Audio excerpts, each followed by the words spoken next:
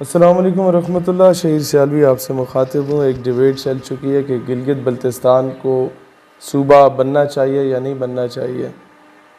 पाकिस्तान में अक्सरियत लोगों की ऐसी है जो कि चाहते हैं कि बने, लेकिन उन्हें इसके कॉन्सिक्वेंसेस के बारे में पता नहीं है, और जिन्हें पता भी है तो वो इतनी इम्पोर्टेंस दे नहीं रहे इस चीज़ को। देखें, मेरा ये पैगाम अपने गिलगित बल्तिस्तान के इलाके और गिरदोनवा के जो दोस्त अहबाब हैं उन सबको है कि सबसे पहले हमें बीइंग अ मुस्लिम और उसके बाद बीइंग अ पाकिस्तानी हो के सोचना है कि क्या इससे हमारी कॉज को, हमारी आइडियोलॉजी को नुकसान है या फ़ायदा है। नंबर 1। नंबर 2, क्योंकि ये सारा एरिया कश्मीर जो है, either it is Ladakh, Jammu या आपका AJK या जो आपका इंडियन ऑक्यूपाइड कश्मीर या गिलगित है, इन टोटलिटी ये कश्मीर है। एक हिस्सा हम पहले थोड़ा बहुत जो है वो चाइना को गिफ्ट कर चुके हैं। चलो, वो एक स्ट्रेटिजिक पॉइंट ऑफ व्यू से था कि जहाँ इंडिया के साथ पाकिस्तान के अनबन होती रहती थी LOC पे, वहाँ ज़रा चाइना भी इंडिया को टफ़ टाइम देता रहेगा तो इंडिया की जो अटेंशंस हैं वो डाइवर्ट होती रहेंगी।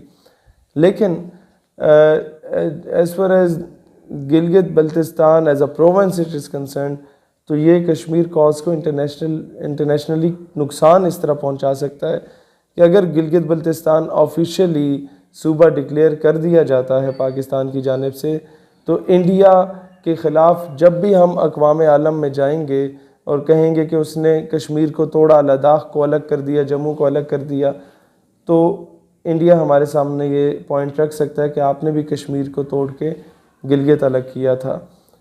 एक ये चीज़ बहुत इम्पोर्टेंस का हामिल है। हाँ, मैं जानता हूँ ज़ुबान गिलगित के लोगों की ज़रा सी डिफरेंट है, उनका कल्चर थोड़ा डिफरेंट है, लेकिन इंटरनेशनल एस्पेक्ट से अगर देखा जाए तो आप लोगों के जो मेन कंसर्न्स हैं वो ये हैं कि आपका कोटा होना चाहिए, जॉब्स आपको उस हिसाब से मिलनी चाहिए, डेवलपमेंट होनी चाहिए, इंफ्रास्ट्रक्चर बेहतर होना चाहिए। मैं गवर्नमेंट से यही कहता हूँ कि आप ये सारी चीज़ें प्रोवाइड करें, जो उनका हक बनता है उससे बढ़ के गिलगित के लोगों को प्रोवाइड करें। लेकिन सिर्फ एक चीज़ का मैं दरख्वास्त करूँगा कि सूबे का अगर इसे स्टेटस देते हैं तो वो पाकिस्तान को नुकसान पहुँचाएगा। ये बात कि एक मखसूस इलाके को सूबा तो आपने बना दिया, लेकिन उससे इन टोटलिटी कश्मीर कॉज को, आपको पता है कि एक दौर था आज से 20 साल पहले 98% कश्मीरीज बोलते थे कश्मीर बनेगा पाकिस्तान, और 2% कहते थे कि हमें अलहदा रियासत बनाया जाए। ये मैं ओवरऑल कश्मीरियों का बता रहा था। अभी वो रेशो जो है वो ख़ुद मुख्तारी की जो है वो 30% हो चुकी है, और जो प्रो पाकिस्तान रेशो वो 70% है।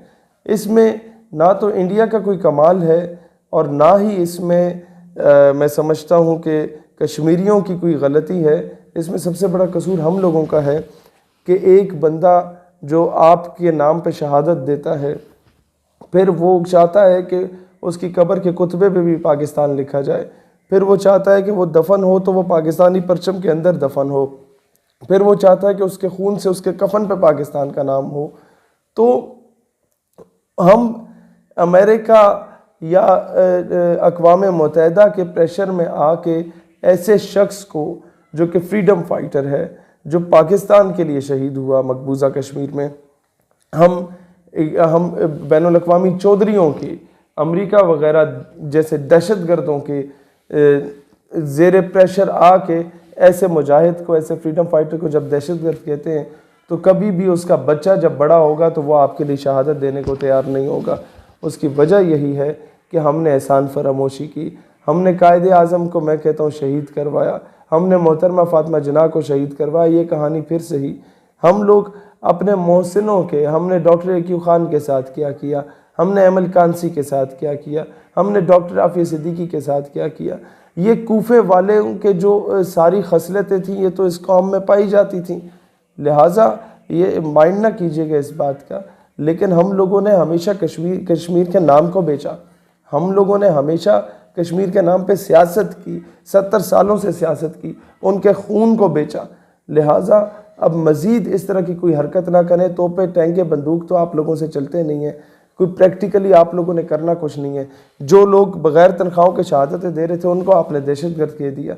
तो अभी इंटरनेशनली जो कश्मीर कॉज को नुकसान पहुंचना था, उस ताबूत में आखिरी कील जो ठोंकनी थी वो आप ये सूबा बना के ठोंकेंगे।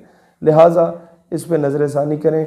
और गिलगित बल्तिस्तान के लोगों से मेरी दरख्वास्त है कि माजी में भी इस तरह का काम हुआ, जब बांग्लादेश में ये कैंपेन चली कि जी बंगाली लैंग्वेज को भी ऑफिशियल लैंग्वेज का स्टेटस दिया जाए, तो उर्दू के साथ बंगाली को भी ऑफिशियल लैंग्वेज दे दिया गया।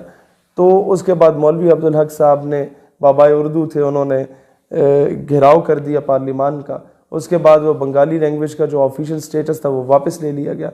तो उससे फिर जो बगावत पहले जागनी थी वो डबल ट्रिपल होके जागी।